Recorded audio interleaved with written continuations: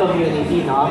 So, whether it would be your first firearm, second firearm, third firearm, or kung pang ilan natin, it is always very important now we choose the right one for us.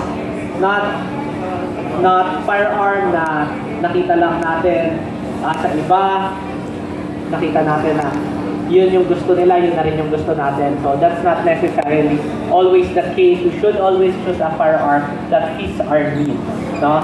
So, ang topic natin today will not be about me giving specific brands or specific model recommendations, but just some tips on how we can choose the right one for us. So the first thing that we should always ask, again, whether it would be your first one, your second one, your third, or kung pang ilan man, is we should know our purpose. Para saan ba natin gagamitin yung ating firearm? Ano ba yung reason kung bakit tayo magpa-purchase ng ating gun or mag-o-own ng isang firearm? Because by doing so, kalahati na ng challenge sa pag-choose ng firearm for us, masosolve na natin just by knowing ano ba yung purpose natin. In Guns Pinoy, I get lots of inquiries na tinatanong nila, ano ba yung dapat kong bilhin na baril? I'm a first-time gun owner.